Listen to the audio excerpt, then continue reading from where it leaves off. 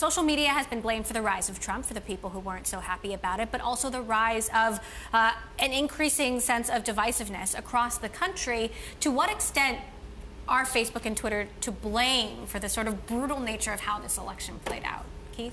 I don't think they're to blame at all. What technology does and has done for 30 years is remove the role of gatekeepers and intermediaries.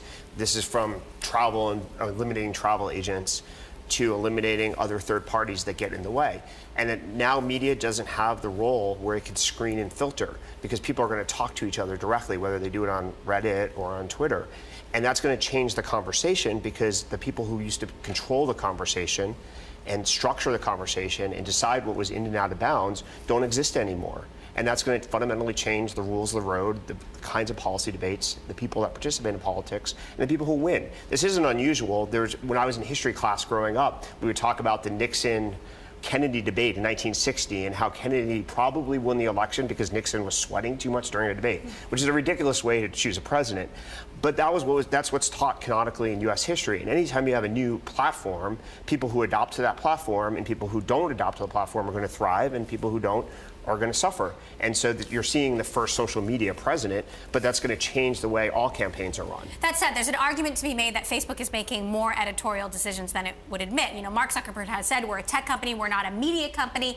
But I saw one article today that said Facebook is harming our democracy and they should admit it. You know, if you think about the fact that so much of the news that we're reading we see via Facebook, and that Facebook prioritizes that information, yes, based on an algorithm built by humans and shows us things that people are engaging most with, sometimes those things are clickbaity, are misinformed, are plain wrong or inaccurate, and that's what people are watching and reading, unfortunately, on Facebook.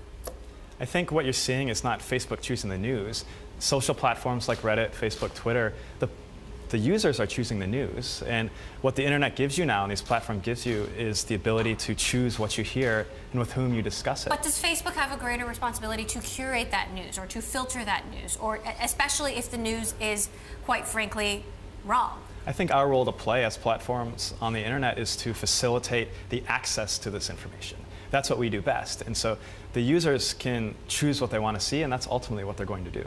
I mean, ultimately, populism is sometimes dismissed, but basically people use it as a label for results and ideas they don't like. But basically, people are voting with their feet and with their time and with their attention, and these platforms are giving them the opportunity to disseminate views without having to go through traditional gatekeepers, which is actually quite empowering. You can be anywhere in the world and come up with a good argument, good idea, interesting development, and you have the ability to shape the rest of the planet, and that's actually a quite positive thing. There's also no evidence that the average voter today is more or less informed than the average voter 10 years ago or 50 years ago or 70 years ago. There's been no study that shows that people are more confused and are more ignorant in any capacity.